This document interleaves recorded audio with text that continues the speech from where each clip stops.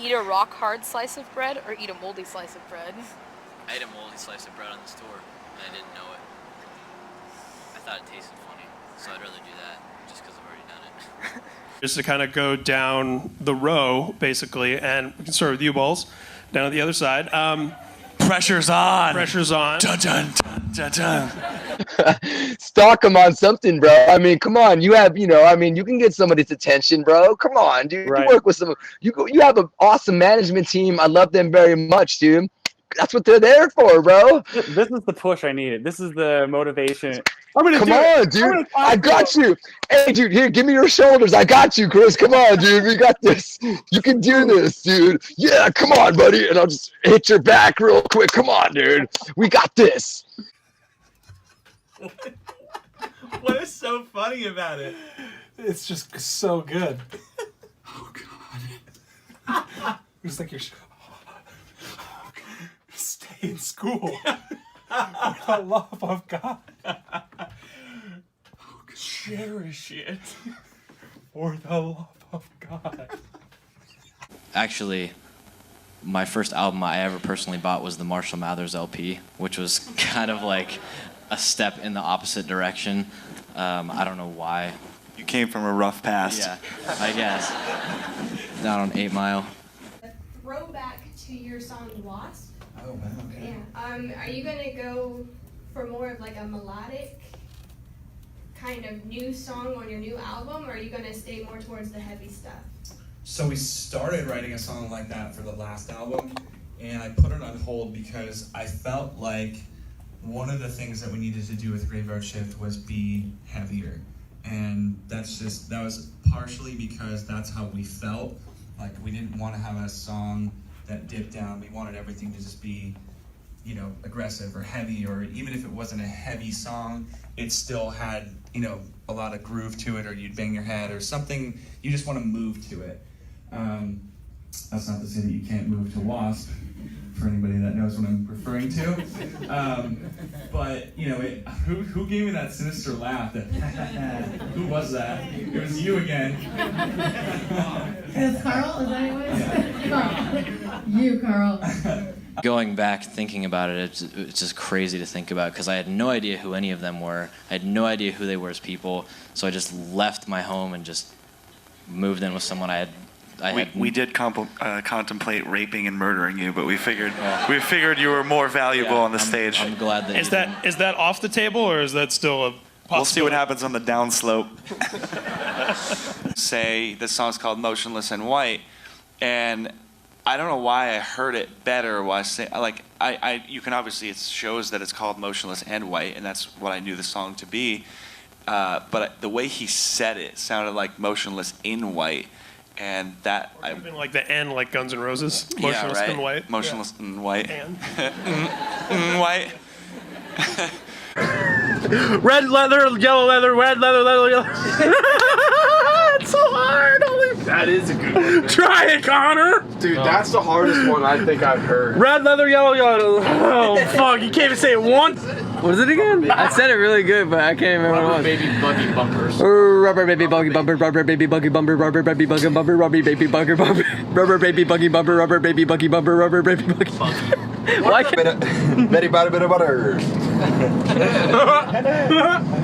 Betty butter, bit of butter, Betty butter, bit of butter, Betty butter, bit of butter, bit of butter. Fuck. Betty butter, bit of butter, butter. Is it red leather, yellow leather? Dude, it's hard. That one's hard. Red leather, yellow leather, That's so hard. That's a hard one. Red leather, yellow leather, red leather, yellow leather, red leather, yellow. Fuck! Dude, that's so hard.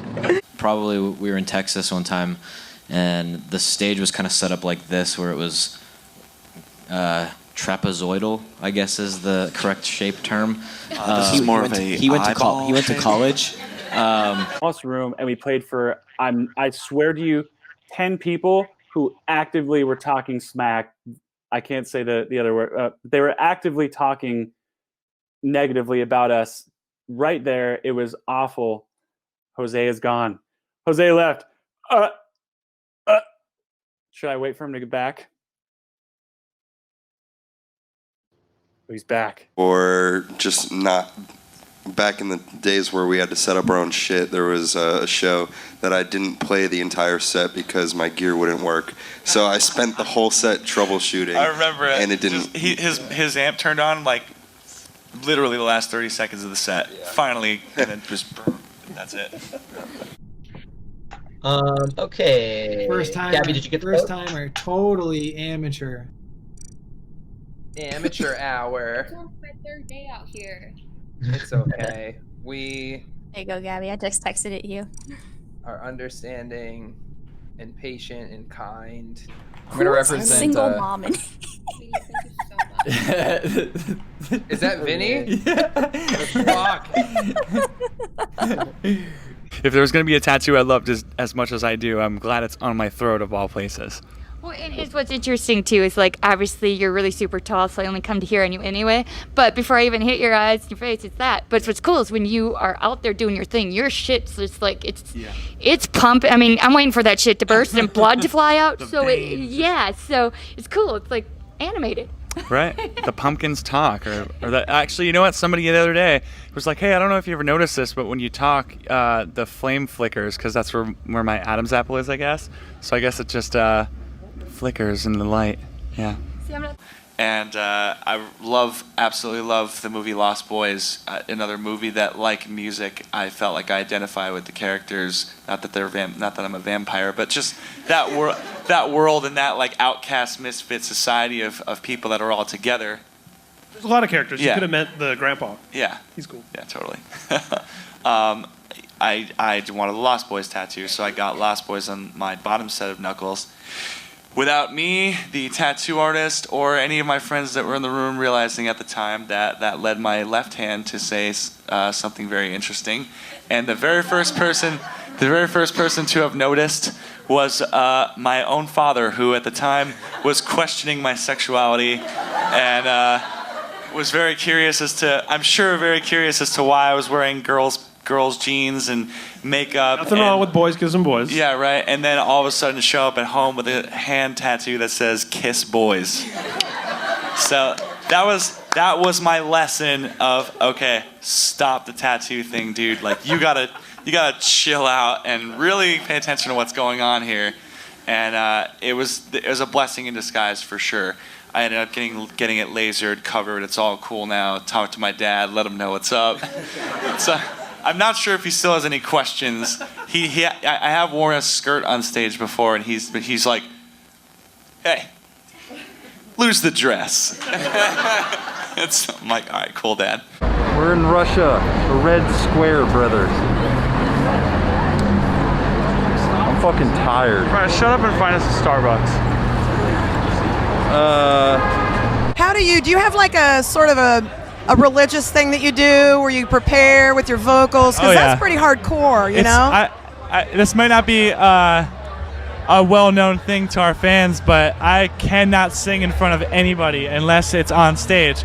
Unless I have the music, I cannot. Like, if you were to ask me to sing in front of you, there's no way it's ever going to happen. Oh, wow. So when I warm up, I have to have everybody away from me. Like, even my own band members, like, get away from me. I need my own time, or I have to go, like, find a secluded spot and just warm up and get in my own head about it. And it's just a lot of warming up, but it has to be by myself. No one can be around me. It gets too weird. Watch. Well, it's funny because I thought you were going to say something wicked like I gargle with rocks and then I drink lemon juice and I was like, eat a raw steak. I drip the blood into my mouth. Just swish it around.